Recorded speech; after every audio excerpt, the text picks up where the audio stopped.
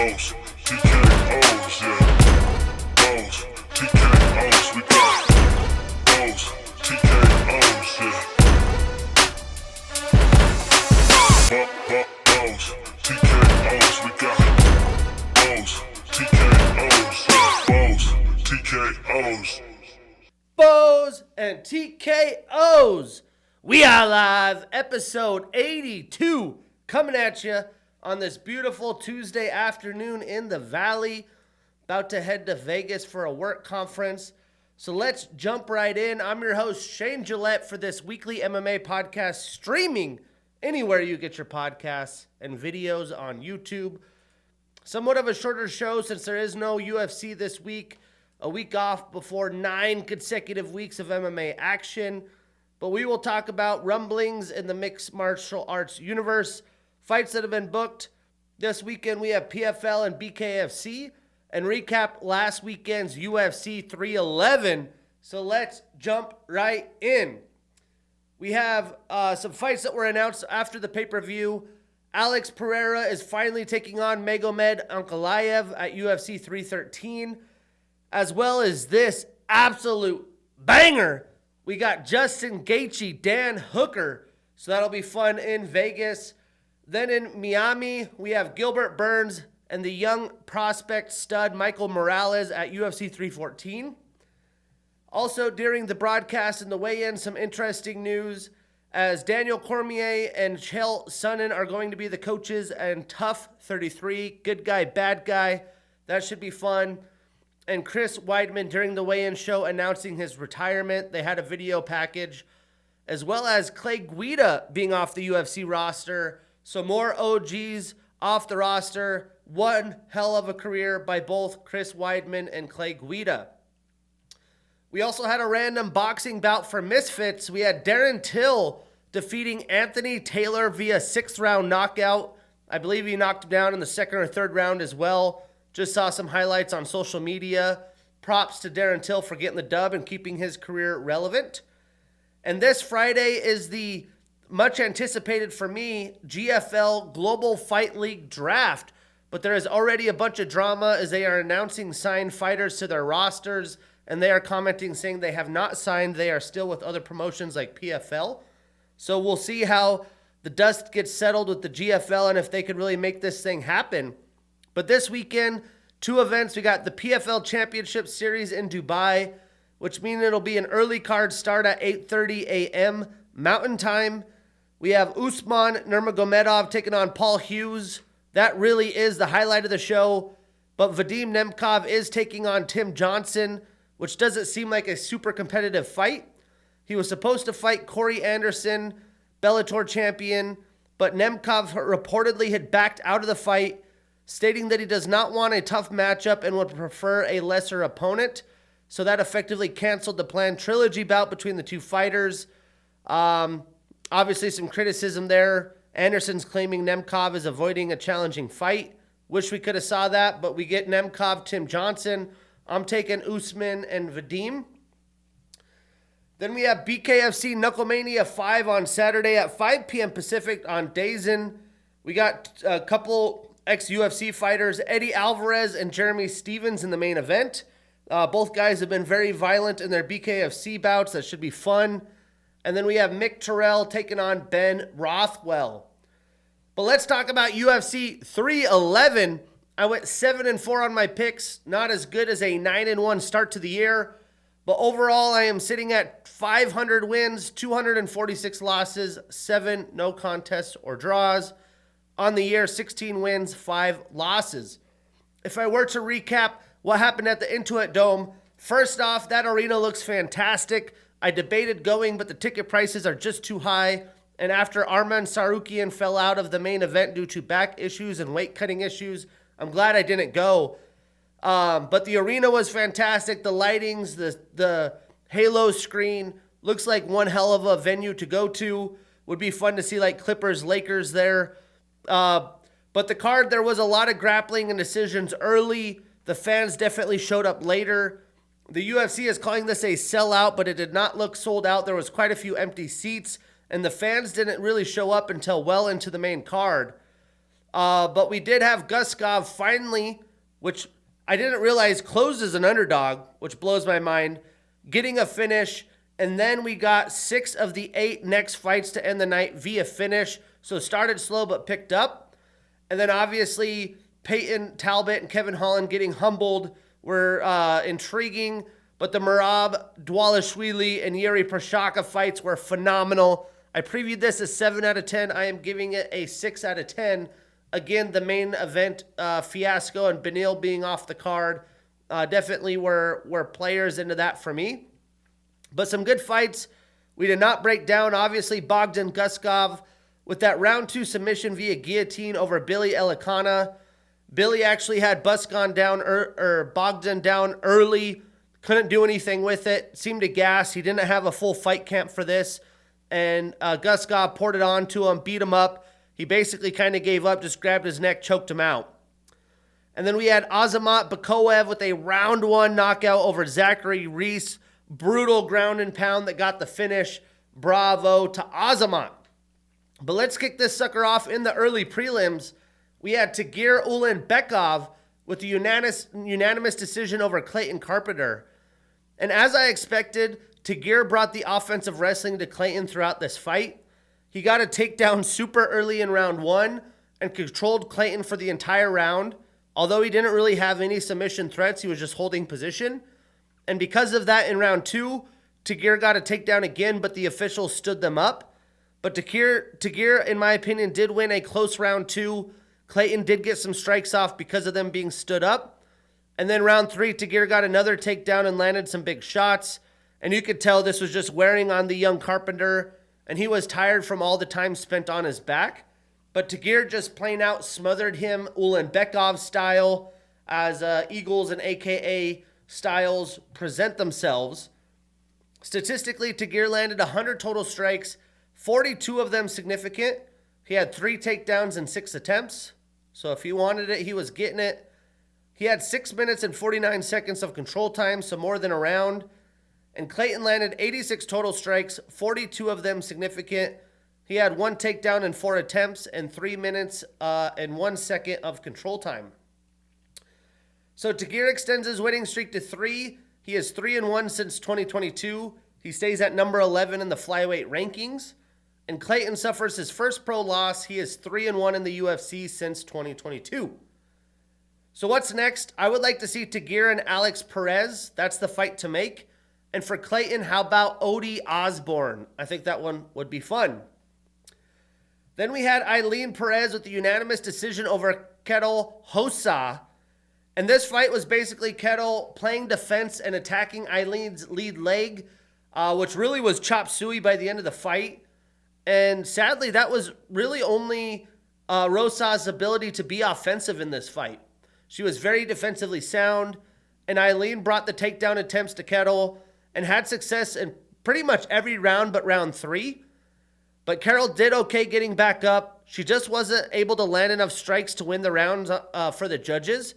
But I did have Kettle winning rounds 1 and round 2, as when they did strike, I did think she landed the bigger shots.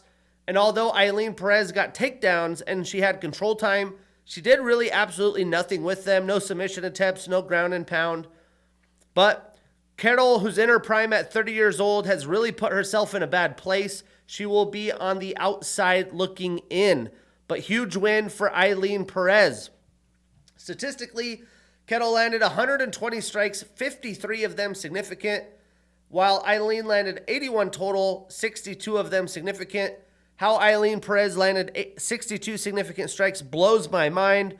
That is my biggest issue with the stats. But Kettle had 40 more strikes landed, and again, those leg kicks were brutal. But Eileen had 2 takedowns and 8 attempts, so credit Carol for her defense there, and she had 4 minutes and 15 seconds of control time. So I personally had a slim margin. Hossa rounds 1 and 2, which she should have won the fight. It didn't seem like she really cared that much or really wanted to fight for the decision. Didn't seem upset. She was smiling, hugging Eileen. So it is what it is. If she didn't want it, who wants it for her? But Kettle starts a new losing streak. She moves to 2-3 since 2023. Moves up 1 spot in the rankings to number 8. And that's because Holly Holm is no longer with the UFC. Eileen extends her winning streak to 5. She's 5-1 in the UFC, and she moves up 2 spots in the rankings to number 11. The women's bantamweight division is obviously not very deep, with the new rankings and Holly Holm dropping out, the 15th ranked fighter I've never even heard of, and I am a pretty deep UFC fan, and I have not really been impressed with Eileen thus far. I think she should stick to OnlyFans, but she's getting the dubs. So what's next? Well, Eileen is obviously moving up the rankings. I think a scrap with Yana Santos would make sense. And for Kettle, how about back to the drawing board against Miesha Tate and potentially her retirement fight, second retirement fight. But moving into the prelims, still continuing the decision trains, we had Grant Dawson with a unanimous decision over Diego Ferreira. And Grant put it on Diego in this fight. He smothered him with his takedowns, and when they were striking, he was pushing forward and had Ferreira on his back foot the entire fight, and he was just too much. I do think age played a lot here, almost a 10-year age gap, but Grant landed 195 total strikes, 56 of them significant. He had six takedowns in 11 attempts, so better than 50%. That's what you're aiming for. And he had 10 minutes and 50 seconds of control time, so 2 entire rounds. Diego landed 84 total strikes, 41 of them significant. So, Grant extends his winning streak to 3. He's 4-1 since 2023. He enters the rankings again at number 15. And Diego ends his 2-fight winning streak and starts a new losing streak. So what's next? Well, Grant asked for a Beneil Dariush. I don't think that's going to happen. So how about a fight with Grant Dawson? And for Diego, he could take on Drakkar Klose in a banger. I would love to see that. I said, how about a fight with Grant Dawson? Typo there. Let's look at this real quick. UFC lightweight rankings.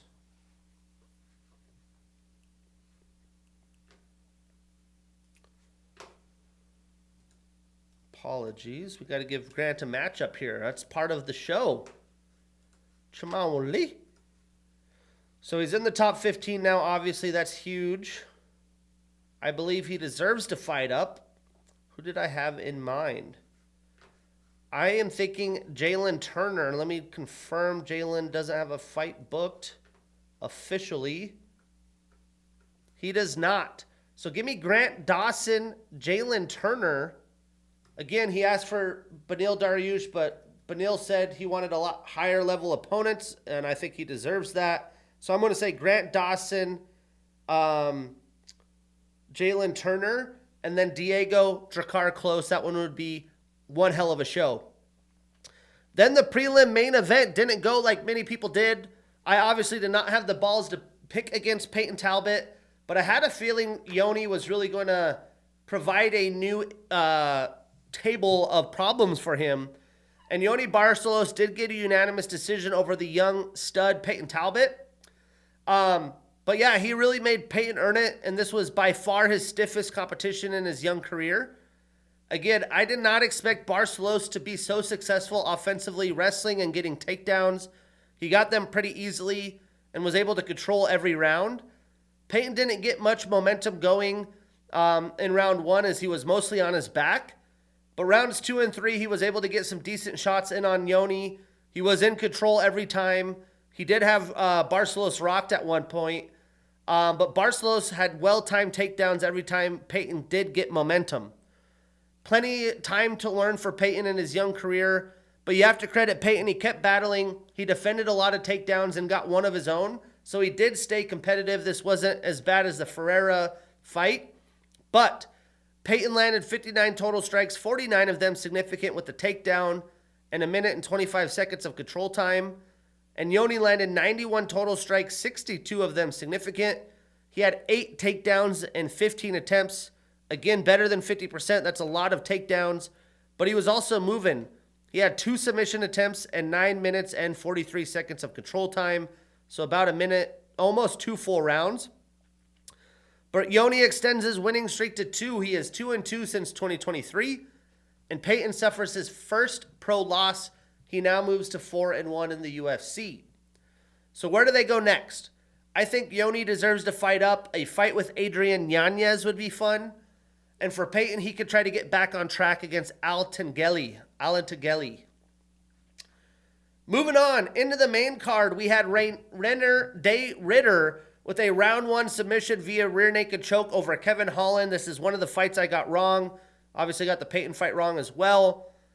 But not to discredit RDR here, but man, Kevin Holland is in his prime, and he just has to take this fight seriously, as he has not had a quality win since July of 2023, which was against Michael Chiesa, and he got destroyed. But he knew, and we all knew, what was coming in this fight. RDR was going to shoot for takedowns. Kevin Holland clearly isn't taking the fight game seriously right now. You know, he's made good money. The payouts were disclosed. He's making good money even though he's on a losing streak. And it just doesn't seem like he's really working in the gym on takedown defense. And when he does get taken down, he just kind of accepts the bottom position. Although in the first round he was throwing good elbows from the bottom, he just wasn't trying to get back up or wrestle up to his feet. And for me personally, I'm not taking Kevin Holland seriously anymore at all from here until he proves me otherwise. But RDR did get a takedown with ease in his first attempt in the first few seconds of the fight and had Kevin's back, and that was it. RDR was able to start his UFC career brilliantly. I don't think he could have pictured it any better. And at this point, he could get back in the octagon as soon as possible and fight again in Q1. Statistically, Kevin only landed 27 total strikes, 11 of them significant. RDR landed 26 total, 12 of them significant. He had 2 takedowns, a submission attempt, and 3 minutes and 25 seconds of control time. So RDR extends his winning streak to 3. He's 2-0 in the UFC. Kevin extends his losing streak to 2. He is 3-4 since 2023. So what's next? I would love to see, RDR was asking for the top 5, but I think a matchup with Jack Hermanson would be fantastic. And for Kevin, he could fight Brad Tavares. He's back in the depths of the division. Moving into the big boys, we had Jailton Almeida with a round 1 TKO over Sergey Spivak. Performance of the night, 50 G's for Jailton. And this is really where the card started to pick up. I mean, this fight only lasted 1 round, but it was a hell of a round for heavyweights. They continually went at it. Takedown, reverse, strike. I mean, Sergey really impressed me, although he lost. He was able to bring the fight to Jailton and got a takedown first, which is a little surprising to me. But not only did he get the takedown, but he controlled Jailton Almeida very well until he was reversed about halfway through the round. Jailton was in a mount position after the reversal, landed some good ground and pound, but Spivak reversed him again because he was a little overzealous in mount. He got on top, but you have to credit Jailton here. You get taken down by a very good smothering heavyweight early. You battle, get on top, get reversed again. A lot of guys will just go into the next round and try to survive. But Jailton was able to get back up to his feet, rocked Sergey with some big shots multiple times before the fight was called. Sergey was just kind of battered down, although he wasn't completely knocked out. But the pace and energy that were spent by both heavyweights, very impressive. I thought Sergey looked like the best shape he's been in a long time. Although he took a loss, this is a win for him. Statistically, Jailton landed 36 total strikes, 23 of them significant. He had a takedown, a reversal, and 1 minute and 48 seconds of control time. Sergey landed 34 total strikes, 15 of them significant. He also had a takedown, a reversal, and 2 minutes and 8 seconds of control time. So Jailton extends his winning streak to 2. He is 5-1 since 2023 and stays at 6 in the rankings. And Sergey starts a new losing streak. He moves to 2-2 since 2023 and stays at number 7. So what's next? Well, I think Jailton has continually called out Cyril Gahn. I do think a matchup with Alexander Volkov is next, though.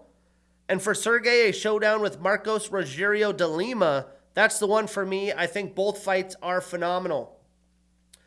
And you knew, if Merab Dvalishvili and Yuri Prochazka are fighting, they are going to deliver.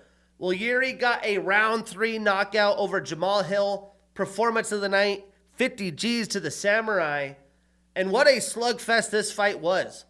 I thought Jamal's best path to victory here would be to take Yuri down And that didn't seem like that was in his game plan at all. He just wanted to stand and trade with the samurai, and that didn't really play out for him. But Yuri, he's talked about being a changed and evolved man.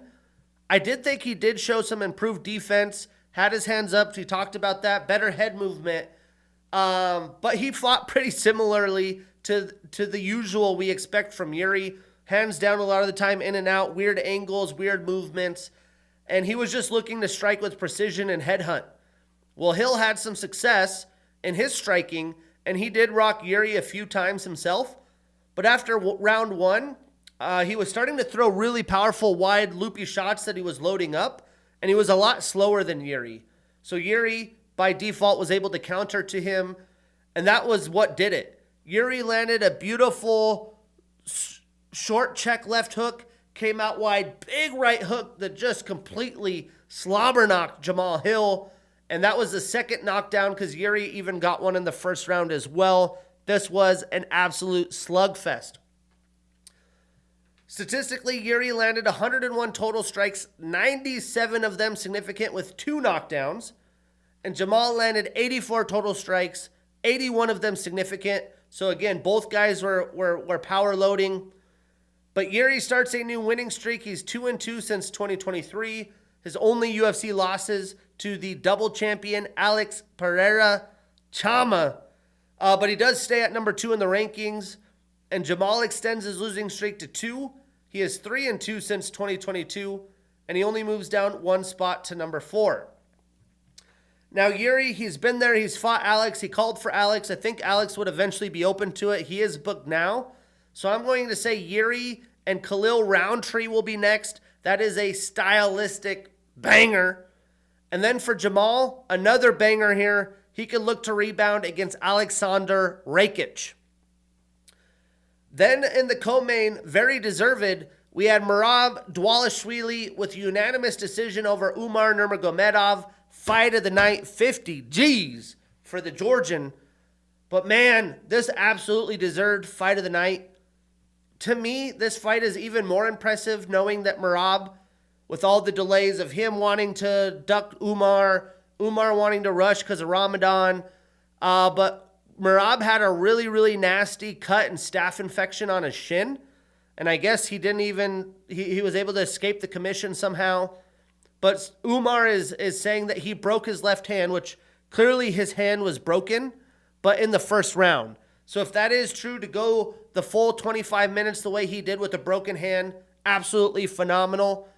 But the first 2 rounds, Umar was showing out and just showing how much of a higher level striker he is than Merab. And he even got the first takedown scored in the fight in round 2. And I thought Umar very impressively won rounds 1 and 2. And you could say the broken hand had things to do with the loss here. But round 3 was a very close back and forth round. Both men landed good shots. They got takedowns, reversed each other. But you could tell Umar was starting to slow. And I believe it was Merab's first round to win on the scorecards. So I had it 29-28 Umar going into the championship rounds.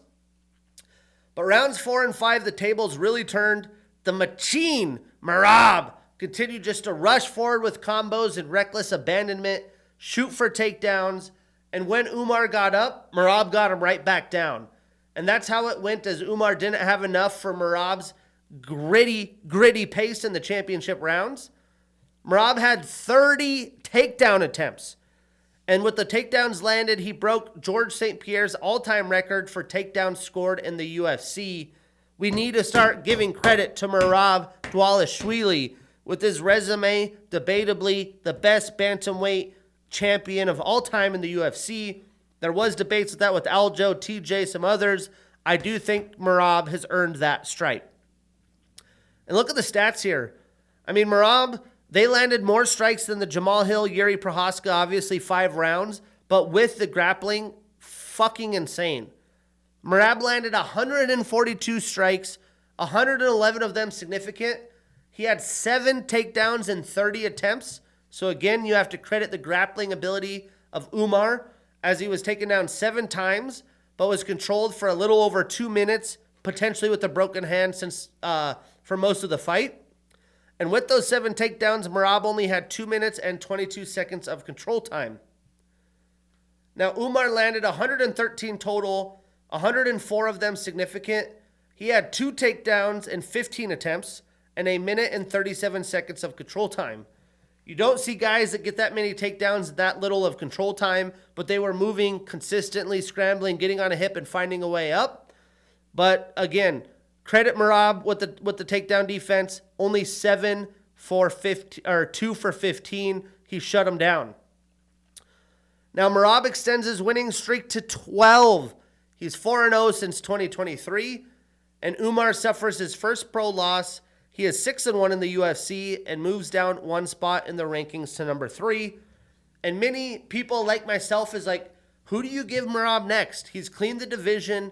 Umar was probably his stiffest test and was the guy stylistically everyone thought could beat him. But since Merab has defeated all the top contenders in the division, I do think the rematch with Sean O'Malley will be next because of the popularity of him. And Merab has said he wouldn't mind running it back with him. With the Umar delay, he was actually thinking about running it back with Sean, but Sean's fixing that hip injury. So I think we get the Sugar Show and Merab too. And for Umar, a fight with Petr Yan would be absolutely a tremendous showdown. But I would assume with Umar's broken hand and Ramadan coming up, that fight wouldn't happen soon. And I think Petr wants to stay active. So I'm going to go with Deiveson Figueiredo, the former flyweight champion, against Umar next. Then the short change main event, as Islam Makhachev was supposed to fight Arman Tsarukyan in the second fight from dating back to Arman's UFC debut. But because of him pulling out, they moved Renato Moicano into the championship bout, which I am not opposed to. And then Beneil Dariush got paid his show and win money and will try to fight soon here in Q1. But Islam Makhachev did get a round 1 submission via Bravo choke over Renato Moicano. And you have to credit Money Moicano, man. He had nothing to lose taking this championship bout on a day's notice, getting the switch up against a little bit different fighter in Beneil Dariush, because we're talking the pound for pound versus a guy who is somewhat on a losing streak. But man, Renato showed that he was going to be aggressive, which he was very aggressive. He was coming forward and landing and throwing big shots, and even had Islam rocked a few times until Islam got a takedown, and that was a wrap. I mean, Islam was able to sink in a nasty Darce or Bravo choke with his wrist that had Renato topping very quickly with under a minute to go in the round. And a guy that's as gritty and tough as Renato, you know how good that choke is. Islam said it's his favorite. Demetrius Johnson's talked on his YouTube rolling with Islam and feeling that himself. But also, the champion had a change of opponents. Short notice, he took it and just made slight work out of it in the easiest fight he's had to deal with in a long time. And still, man. But statistically, it only took Islam 18 total strikes, 6 of them significant with the takedown in 2 attempts, a submission attempt, and a minute and 27 seconds of control time. Renato landed 18 total strikes, 9 of them significant. So Islam extends his winning streak to 15, also 4-0 since 2023. I mean, both of these guys, some of the most dominant champions of all time. And Renato ends his 4-fight winning streak, starts a new losing streak. He stays at number 10 in the rankings. Now, just like Merab, who do you give Islam? You have to give him Arman Tsarukyan. But Dana White said that Arman needs to re-earn the title shot. Arman looks to be okay with that and has accepted his fate. So Islam is either going to have to sit on the shelf for a while and let things shake out, which he may not be opposed to. But I think if he does fight in the near term, maybe the winner of the Bilal Muhammad and Shavkat Rakhmonov fight moving up. You could say maybe Ilia Topuria. I don't think that's the likeliest of odds. So I'm going to say it's going to be moving up and fighting the winner of the middleweight championship or welterweight championship. And for Renato, a matchup with Paddy Pimblett has been in the works with all the trash talk. So I say, let's make that shit happen. But man, the machine, Merab Dvalishvili, Yuri Prohaska, There was a lot of fun things on display. Again, that arena was absolutely phenomenal on TV. I would love to go in person. But again, this weekend, no UFC action. We have the PFL, we have BKFC, and then next weekend, an early fight night back in Riyadh, Saudi Arabia, which is headlined by Israel Adesanya and Nasruddin Imavov in a really good fight night card. That's episode 82. I'm your host, Shane Gillette. See you next week.